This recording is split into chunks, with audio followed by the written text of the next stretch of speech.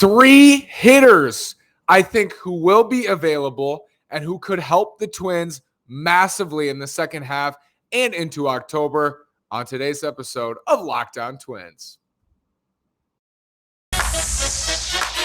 You are Locked On Twins, your daily Minnesota Twins podcast, part of the Locked On Podcast Network, your team every day.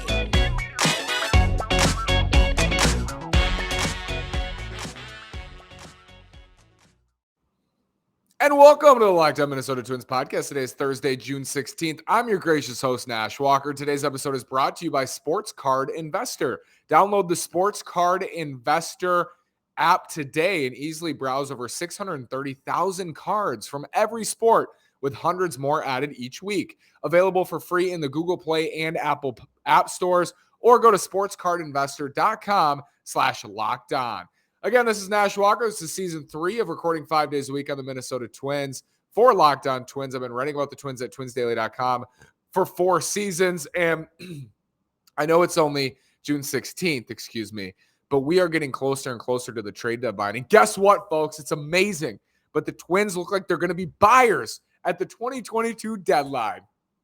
I love saying that. I love it. I have 3 hitters for you today.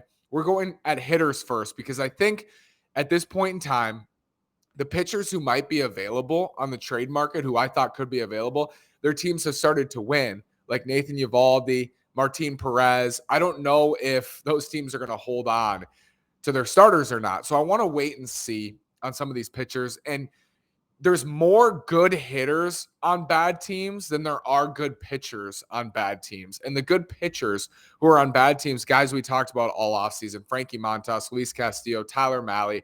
We've talked a lot about those guys, and we will continue to talk about those guys. But I think the Twins are in a position, their plan coming into this year was, we're going to leave the DH spot open. And I supported the move because, Nelson Cruz had occupied it, and he occupied it in the best way possible for 2.5 years.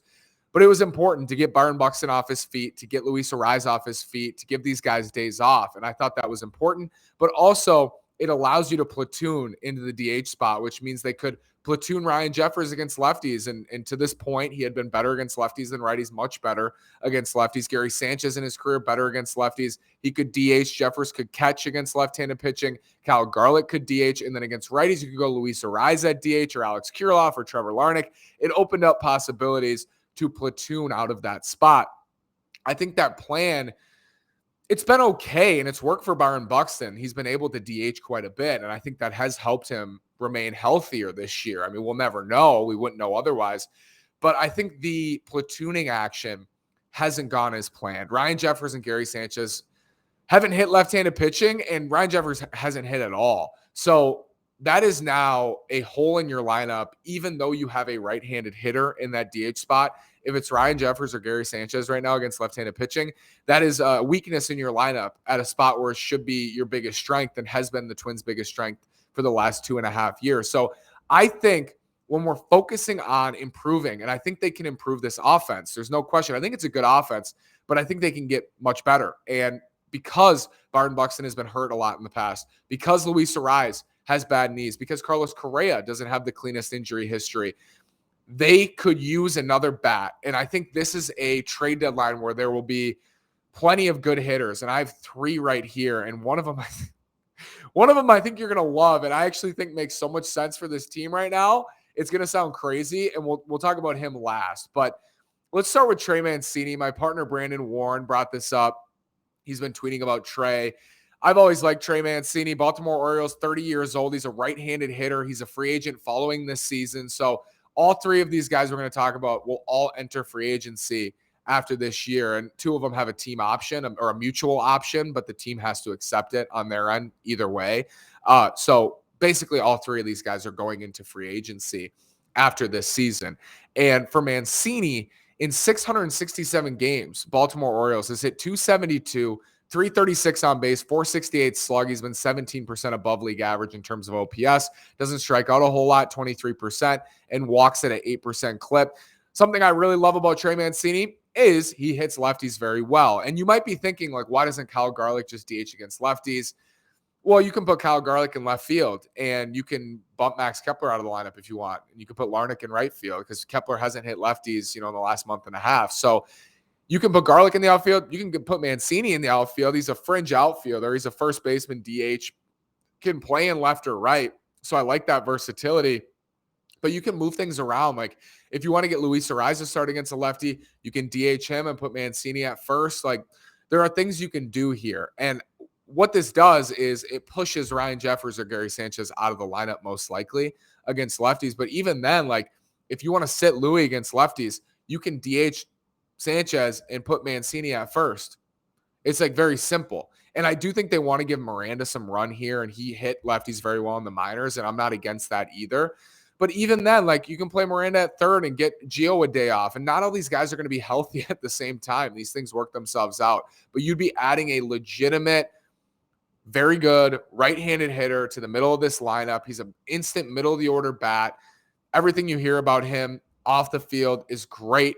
He's gone through a lot, and he's battled back, and he's having a great season for Baltimore. I think he deserves a trade to a contender, and I think he would help the Twins a lot in the middle of their lineup. And as far as price, like because these guys are rentals, they're 2-month rentals, and buyer beware, Joe Ryan traded for Nelson Cruz last year. So it's not going to cost nothing, but it'll cost much less than somebody who's under team control for even another season after this one. They're all free agents after this year, essentially. So the cost is not crazy, and that's why I like it even more. I think Trey Mancini does make a lot of sense. Shout out to my brother, Brandon Warren, on that one. 2 more exciting trade targets on the offensive side after this word from Sports Card Investor. Sports Card Investor, welcome to the world of sports cards reimagined. The Sports Card Investor app is the hobby's most powerful resource. Quickly check the value of your favorite cards, find great deals, and profit from the hobby you love.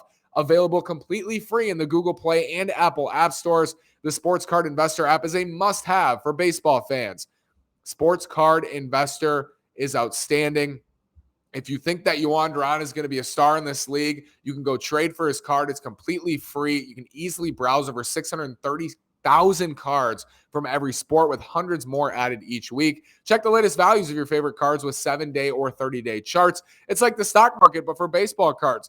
Download the Sports Card Investor app today. It's available for free in the Google Play and the Apple App Stores, or you can go to sportscardinvestor.com/lockedon. Again, download the Sports Card Investor app today. It's available for free in the Google Play and Apple App Stores, or go to sportscardinvestor.com/lockedon.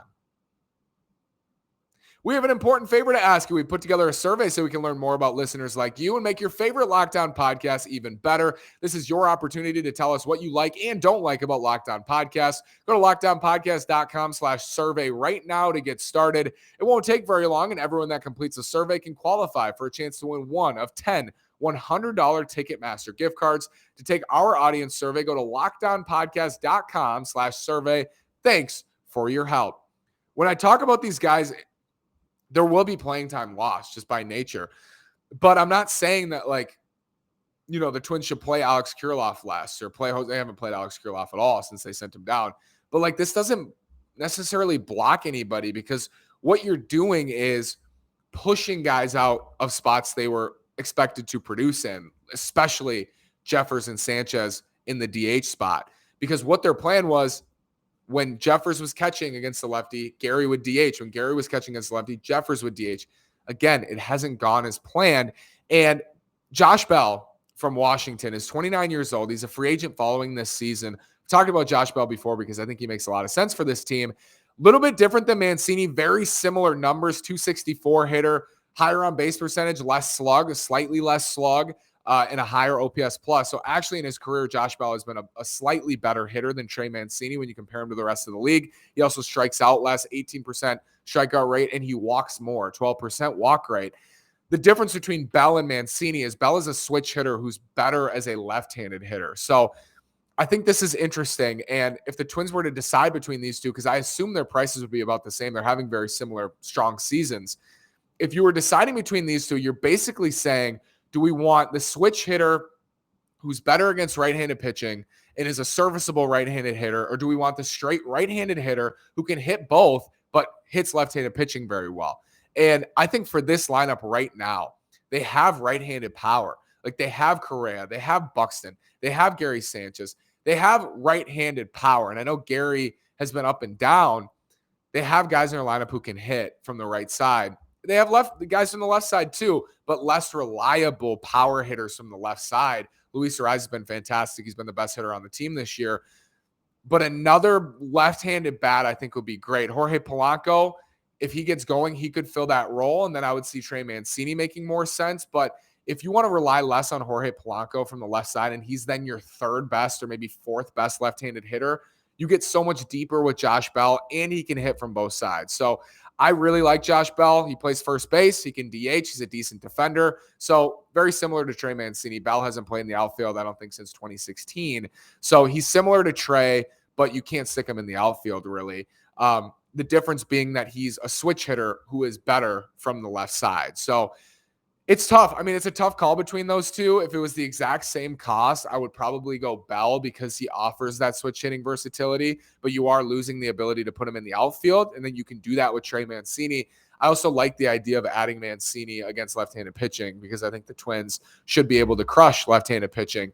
If you have Buxton, Correa, Mancini, Garlick, Sanchez, whoever else against left-handed pitching, Miranda, I think they're going to do well, or Shella against lefties, and they should already. But if you add a Mancini, that's a step up. I think Bell adds more balance to this lineup. My favorite is the third guy we're going to talk about, and we're going to get right to him after this word from LinkedIn Jobs and from Built Bar as the sun comes out and small businesses are back in business. LinkedIn Jobs is here to make it easier to find the candidates you want to talk to faster and for free. Create a job post for free in minutes on LinkedIn Jobs to reach your network and beyond to the world's largest professional of over 810 million people. Then add your job in the purple hashtag hiring frame to your LinkedIn profile to spread the word that you're hiring so your network can help you find the right people to hire. Simple tools like screening questions make it easy to focus on candidates with just the right skills and experience so you can quickly prioritize who you'd like to interview and hire. LinkedIn Jobs helps you find the candidates you want to talk to faster. Did you know every week nearly 40 million job seekers visit LinkedIn? Post your job for free at linkedin.com/LocdownMLB. That's linkedin.com/LocdownMLB to post your job for free. Terms and conditions apply. You know how our friends at Built are always coming out with new amazing flavors? Guess what, folks? They've done it again. They've truly outdone themselves with their new mud pie flavor. For the first time ever, Built is introducing the new mud pie flavor in both Mud Pie Bar and Mud Bar Puff.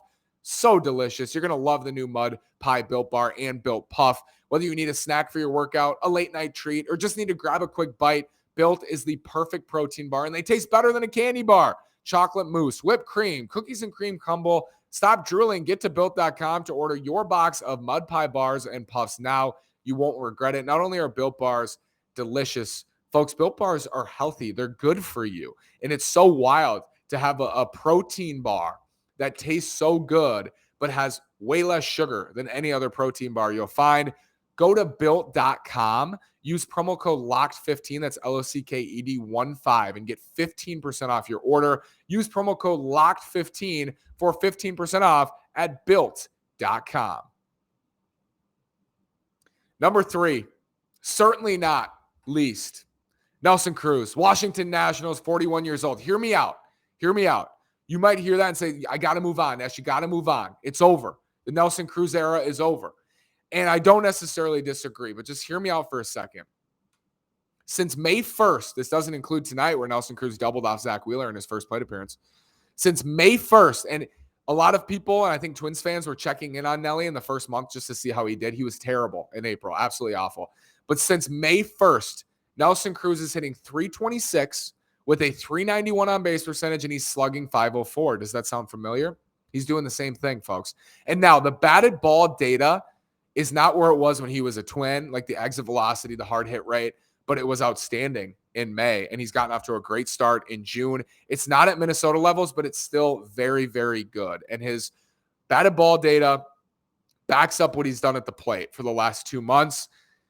Nelson Cruz is still hitting at an extremely high level, and even more importantly, he's hitting at a very high level against left-handed pitching. We saw one of the most prolific right-handed hitters against lefties that you will ever see for the Minnesota Twins in Nelson Cruz for 2.5 years. crushed lefties. It was sad. You felt bad for him. Those sad Royal lefty, Chris Bubich or whoever they threw on the mound. You just felt sad for him. Danny Duffy, Dallas Keuchel. It's just sad. And guess what? He's still doing it. He's 41. He's going to be 42, I believe, in a couple weeks. He's still doing it. So what's his role on this team? Well, if you don't think Nelson Cruz can still hit right-handed pitching, I would argue he can hit everybody still. And he's doing it now for the last month and a half. You can DH him against lefties. Just push Jeffers or Sanchez out of there. And Nelly goes right into the heart of the lineup against left-handed pitching. And then you have, Correa, Buxton, Cruz, Garlick. There's your top four against a left-handed pitcher. I think he makes a ton of sense. The one problem with someone like Cruz as opposed to Bell and Mancini is he literally can't play anywhere. And that did hamstring the Twins at times when they wanted to DH Buxton or they wanted to DH Arise. Buxton, I think they want to unleash Buxton in the second half, where when he's getting a day off, he's just getting a day off. And when he's playing, he's in center field. And he's playing in center field. He's playing in the field. I think in the second half, you would have to sacrifice some of that. Like, you'd have to sacrifice the DH spot against lefties when Buxton might be DHing. But I do think that they can unleash Buck a little bit down the stretch. I think he's going to play center field in the playoffs. So if you get to October and Buxton's healthy and Cruz is producing like he has the last month and a half, you just DH Cruz against, if it's a left-handed starter. If it's a right-handed starter and you've seen enough out of Nelly, you can DH him against the right-handed starter and you can put Luis Ariz at first base. And it makes sense. It does. And I think right now, to add Nelson Cruz to this team, I mean, the team is already 9 games above 500. The vibes are outstanding, and you don't want to shake anything up, but Nelson Cruz is one of the most beloved twins. How can you be more loved in 2.5 years than Nelson Cruz was in 2.5 years in Minnesota? I mean, the response, I already tweeted about this. I was tweeting about Nelly's numbers, already getting responses from Twins fans like, bring him home, come home, Nelly, come home. Like, we want Nelly back. Everybody loves him. So many guys on the team love him. Luis Ariz trained with him in the offseason. I mean, just from a fan perspective, this would be unbelievable to see him come back. And it's not a Pujols back to St. Louis, but like, think of it in the same way where Cruz is coming back to DH against lefties initially. And if he's hitting well and you give him some starts against righties and he hits well, then you can primary DH him like he was for the last 2.5 years. But it's almost as much about bringing him back for one more ride. The last ride last year ended horribly. You couldn't give him that last chance at the playoffs. He was the only guy who hit in 2020 in the ALDS or in the wild card series against the Astros. 2 RBI doubles was the only 2 runs the Twins scored in 2 games. Give him one more chance. Like, I think, first of all, the Nats are terrible. They're 20 games below 500, so he's got to go somewhere. And I think it would be so fun to have him back for a final ride with this group, added with Correa. And the argument might be this team needs pitching. I agree, and we're going to talk about pitchers as we get closer to the deadline. But this doesn't preclude you from also adding a starting pitcher or a reliever. Like, Nelly's not going to cost that much. And I don't even think he'll cost – hopefully, he wouldn't cost someone like Joe Ryan this year. But he will – there will be a prospect cost. But he's a 41-year-old DH who his numbers are not the same as they were last year. But you're buying into the second half from him. And he was really bad in the second half last year. So the risk on him is you play him and he doesn't hit. And then it's like a difficult situation. And you're like, oh, we can't play him, but we traded for him. That's the worst case scenario. And even in the worst case scenario, if you trade away a solid prospect and Nelly doesn't really hit, he's still there. He's still in that dugout. He's there for the fans. You can market him. He will bring fans to the ballpark. Like, he's good for everything off the field too. And I think that's why it makes some sense. And on the field, I think he can DH against lefties and rake. I really do. Tell me what you think in the comments. Maybe you think I'm crazy and I just need to move on from Nelly, but let me know what you think about Mancini, Bell, and Cruz. If I were to put prices, Bell and Mancini would probably cost more and Nelly would be a peg down from those two. But I think by the time we get to the deadline, if they're all healthy, I think you're going to see numbers that are pretty much in line as Nelly battles back from a bad April, but he's just been crushing the last 2 months. He's been better than these guys the last 2 months. Thank you again for making Locked On Twins your first listen. Today, the first picks of the Ultimate NBA Mock Draft have been made. Search now for Ultimate NBA Mock Draft and get over 50 insiders, the Odyssey Sports experts, the draft experts of Locked On NBA Big Board. The 5-episode Ultimate NBA Mock Draft is underway. Make Ultimate NBA Mock Draft your second listen today. Thanks again. Comment, like, subscribe. We'll be back for a post game tomorrow night. Twins have the Diamondbacks in Arizona this weekend. Thanks again.